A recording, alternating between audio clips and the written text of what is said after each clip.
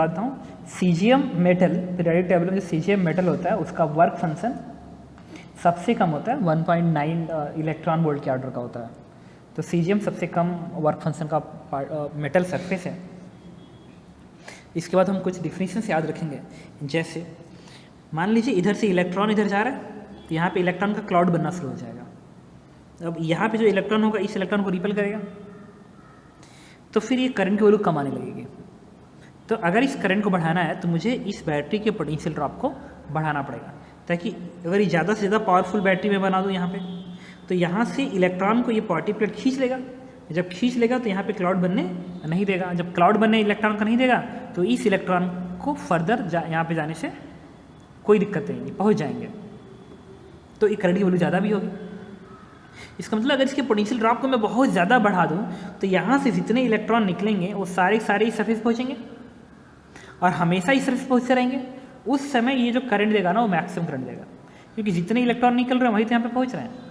अगर इस लाइट के पढ़ने से मान लो 1000 इलेक्ट्रॉन निकल रहा है तो 1000 यहाँ पे पहुँचे तो उसी करस्पॉन्डिंग करंट सबसे ज़्यादा आएगी, क्योंकि अगर इधर से 1000 निकल रहे हैं, इसका पोटेंशियल ड्रॉप तुम कितना भी बढ़ा दो इससे 2000 थोड़े निकलेंगे।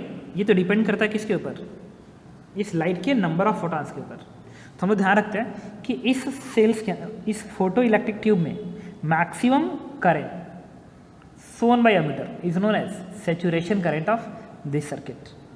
और सैचुरेशन करंट कब होगा, जब इस सरफेस से जितने इलेक्ट्रॉन निकले सारे के सारे यहाँ पे पहुँच जाए। ऐसा ना हो कि यहाँ के इलेक्ट्रॉन क्लाउड से वो रिपल्सन पाए। तो इलेक्ट्रॉन क्लाउड को हटाने के लिए यहाँ पे क्या करते हैं, हाई पोटेंशियल ड्रॉप का प्लेट लगाते हैं, पॉजिटिव प्लेट नेगेटिव प्लेट। ये पॉजिटिव प्लेट इस क्लाउड को इधर खींच लेता है। तो लिखिए सैचुरेशन करंट का डेफिनेशन। तो इस चीज़ का ध्यान रखेंगे कि सैचुरेशन करंट क्या होगा, इस सर्किट का मैक्सिमम करंट है और ये कब आएगा, जब यहाँ से जितने इलेक्ट्रॉन निकले सारे के सारे यहाँ पे पहुँच जा रहे हो, उसी केस में इसमें करंट सबसे ज़्यादा होगा। अब अगला डिफिनेशन लिखिए, रिटार्डिंग पोटेंशियल। रिटार्डिंग पोटेंशियल अगला हेडिंग है, रिटार्डिंग पोटेंशियल। Retarding potential. तो रिटार्डिंग पोटेंशियल क्या होता है, ये होता है कि अगर आप यही है, इधर आपने पॉजिटिव प्लेट दिया तो इस इलेक्ट्रॉन को खींच रहा है, इधर अगर आप निगेटिव प्लेट लगा दे तो उसी इलेक्ट्रॉन को रिपेल करेगा। तो जो ये करंट फ्लो हो रहा था, इस तरीके से फ्लो हो रहा था, उसको क्या करेगा, अपोज करेगा।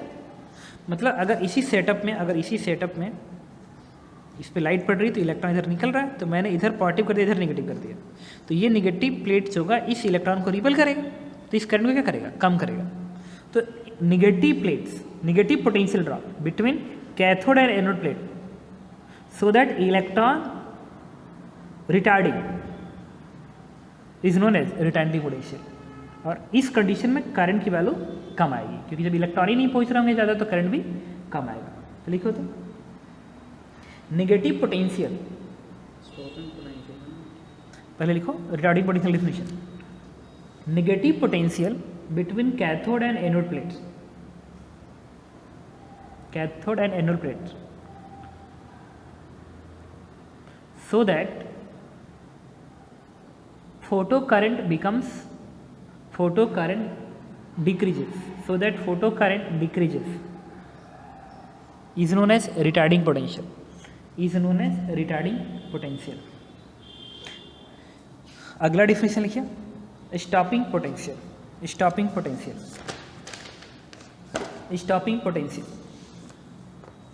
Stopping potential. तो स्टॉपिंग पोटेंशियल होता है, स्टॉपिंग पोटेंशियल को हम लोग VS से रिप्रेजेंट करते हैं। स्टॉपिंग पोटेंशियल को VS से रिप्रेजेंट करते हैं। तो ये है, यहाँ का जो इलेक्ट्रॉन है यहाँ पे पहुँच रहा है, तो अगर मैं इस निगेटिव पोटेंशियल ड्रॉप को खूब बढ़ा दूँ तो यहाँ के इलेक्ट्रॉन को यहाँ पे पहुँचने से रोक दूंगा। तो इसका मिनिमम कितना निगेटिव पोटेंशियल हो ताकि यहाँ के इलेक्ट्रॉन यहाँ ना पहुँच पाए, तो उसको बोलते हैं स्टॉपिंग पोटेंशियल। उस कंडीशन में इसका करंट क्या आएगा, 0, क्योंकि जब इलेक्ट्रॉन ही नहीं पहुंच पाएगा यहाँ पे तो करंट क्या होगा, 0।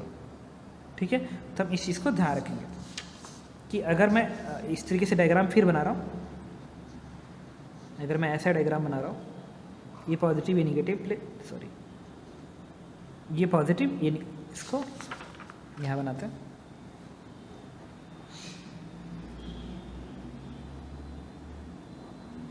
लाइट यहाँ पड़ रही है, तो यहाँ से जो इलेक्ट्रॉन निकलेगा उसको क्या करेगा, रिटार्ड करेगा।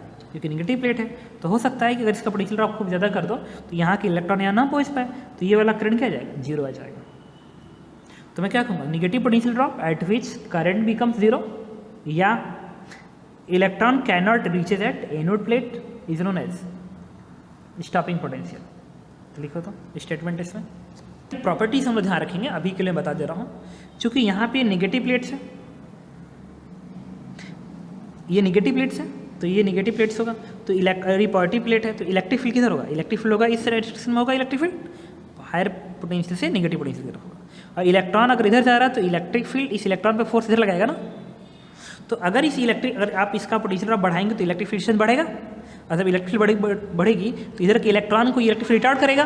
तो अब ऐसे भागते भागते इसकी स्पीड जीरो हो जाएगी, और जीरो होगी तो फिर ये वापस आ जाएगा, यहाँ पे ना पहुँच पाया तो सर्किट कंप्लीट नहीं हो पाई। उसको इस प्लेट पे जाना था लेकिन वहाँ पे ना पहुँच पाया, जब नहीं पहुँच पाया तो करंट की वैल्यू जीरो हो गई।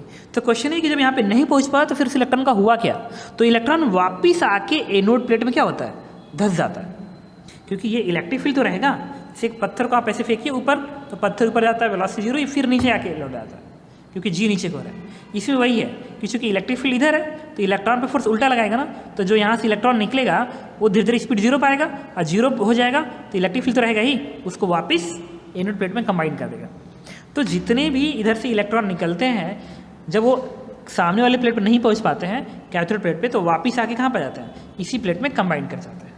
रहा था कि यहाँ पे जो इलेक्ट्रॉन निकलेगा, और ये भी एक बहुत इंपॉर्टेंट लाइन है कि यहाँ से जो इलेक्ट्रॉन निकलेगा इस फील्ड से रिटार्ड होगा, और रिटार्ड होने के बाद जब स्पीड जीरो होगी तो फिर वापस आएगा, और वापस आके इसी प्लेट में फिर कंबाइन कर जाएगा।